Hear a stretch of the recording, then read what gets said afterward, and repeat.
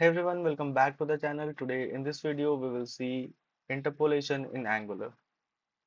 So what is interpolation in Angular? Interpolation in Angular is a form of one-way data binding.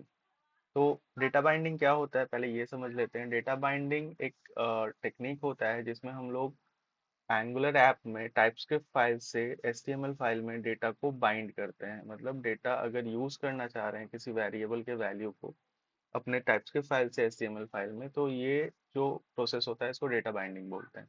तो data binding हमारे पास दो तरह का होता है, one way data binding and two way data binding.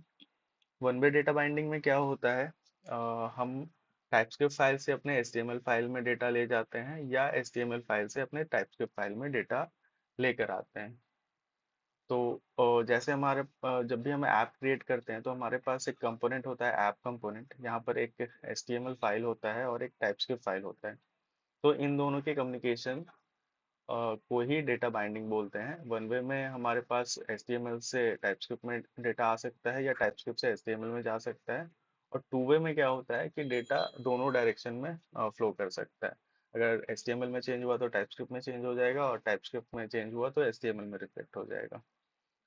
तो interpolation क्या है? तो interpolation one way data binding है, जहाँ जो कि टाइपस्क्रिप्ट से HTML में डेटा फ्लो करता है। तो इसको हम लोग यूज कैसे करते हैं? तो हम लोग डबल कर्ली ब्रेसेस के हेल्प से यूज कर सकते हैं। कैसे करते हैं तो एक एग्जांपल से देख लेते हैं। जैसे मैंने अपने ऐप में एक वेरिएबल क्रिएट किया और वेरिएबल का नाम लिखा नेम।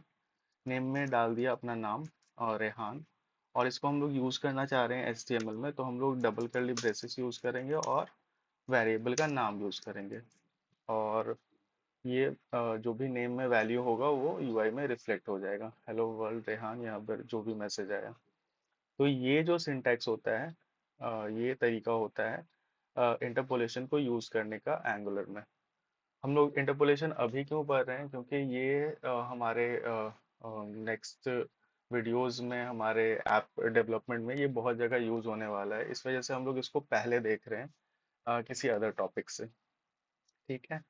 और हमारे पास कुछ एडवांटेजेस एंड लिमिटेशंस भी होते हैं इंटरपोलेशन के एंगुलर में। तो एडवांटेजेस में एक है सिंपलिसिटी एंड रिडायबिलिटी, जो कि है हम लोग डबल कर्ली ब्रेसेस के हेल्प से यूज़ करते हैं। तो ये बहुत इजीली बहुत सिंपल होता है इसको यूज़ करना। ऑटोमेटिक सिंक्रोनाइजेशन होता है। ऑटोमेटिक सिंक्रोनाइजेशन मीन्स क्या होता है कि जैसे हम लोगों ने यहाँ पर नेम नाम का वेरिएबल लिया, इसमें अगर टाइपस्क्रिप्ट में कुछ भी चेंजिंग आएगा तो ये ऑटोमेटिकली यहाँ रिफ्लेक्ट हो जाएगा। ये होता है ऑटोमेटिक सिंक्रोनाइजेशन। जो थर्ड वन होता है, जो तीसरा हमारे पास एडवांटेज है, वो है सपोर्ट ऑफ बेसिक एक्सप्रेशन। जैसे हम लोग इसमें मैथमेटिकल एक्सप्रेशन, मैथमेटिकल कैलकुलेशन कर सकते हैं। एक मैं एग्जांपल यूज़ करके बता देता हूँ। जैसे हम लोग यूज़ करना चाह रहे हैं 1+2, तो ये यहाँ पर पॉसिबल है। तो आउटपुट हमारा यहाँ 3 आ जाएगा। तो हम लोग ये भी कर सकते हैं इसमें। सीमलेस पाइप इंटीग्रेशन है, तो पाइप हम लोग बाद में पढ़ने वाले हैं। पाइप होता है क्या है? डेटा ट्रांसफॉर्मेशन के लिए यूज होता है। जैसे यहाँ पर मेरा नाम था, वो नाम मैं चाह रहा हूँ कि अपर केस में कन्वर्ट हो जाए। तो नेम लिया और उसके साथ पाइप लेते हैं। ये कुछ इनबिल्ट पाइप होता है जैसे अपर केस। ये क्या करेगा? उस स्ट्रिंग को अपर केस में कन्वर्ट कर देगा। जैसे मेरा नाम था वो बाय डिफॉल्ट कन्वर्ट हो गया अपर केस में, जैसे ही मैंने यहाँ पर अपर केस पाइप यूज किया। तो हम लोग इंटरपोलेशन के साथ पाइप भी यूज कर सकते हैं। उसके बाद हमारे पास है safe navigation. Safe navigation operator होता है। ये जो ऑपरेटर है क्वेश्चन मार्क डॉट, ये कब यूज होता है? जैसे हमारा कोई ऑब्जेक्ट है और उसमें कोई प्रॉपर्टी नहीं है और हम लोगों ने उसको यूज कर दिया, तो एरर से बचने के लिए हम लोग वहाँ पर सेफ नेविगेशन ऑपरेटर यूज करते हैं। तो ये भी हम लोग इंटरपोलेशन में यूज कर सकते हैं। उसके बाद हमारे पास कुछ लिमिटेशंस है, जैसे नो कॉम्प्लेक्स लॉजिक।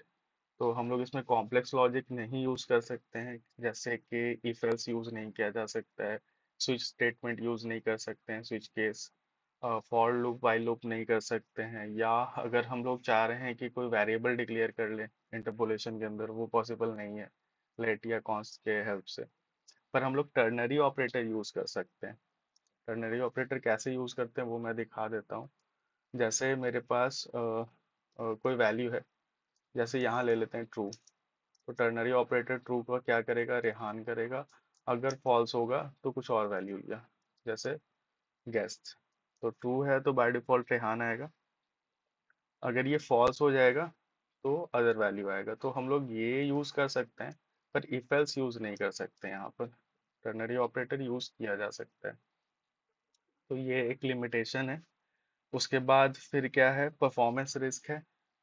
एक लिमिटेशन और होता है। लिमिटेशन में हम लोग जैसे बताया मैंने कि लेट और कॉन्स्ट नहीं कर सकते हम लोग। इसमें वैल्यू चेंज भी नहीं कर सकते हैं। जैसे मैंने यहाँ पर नेम लिया था, नेम में चाह रहा हूँ कि कुछ वैल्यू यहीं पर असाइन कर दूँ। जैसे यहाँ पर नेम है, नेम में मैं कोई वैल्यू यहाँ पर असाइन नहीं कर सकता हूँ। ये पॉसिबल नहीं है इंटरपोलेशन में। तो ये भी नहीं किया जा सकता है। उसके बाद एक परफॉर्मेंस इशू हो सकता है। अगर हम लोग मेथड यूज कर रहे हैं, तो मेथड जब भी इंटरपोलेशन में यूज होता है तो होता क्या है कि जैसे ही कुछ व्यू में चेंजिंग आएगा ये फंक्शन फिर से कॉल होगा। और अगर ये फंक्शन कुछ इस फंक्शन में कुछ कॉम्प्लेक्स लॉजिक लिखा हुआ है तो ये एप्लीकेशन को स्लो कर देगा। तो इसको हम लोग एंटी पैटर्न भी बोलते हैं। तो ये कुछ लिमिटेशंस है जो हम लोग इंटरपोलेशन के साथ अ, हमारे इंटरपोलेशन के साथ होता है। तो यही था interpolation. Thanks for watching, and don't forget to subscribe and share your feedback in comments, so that I can make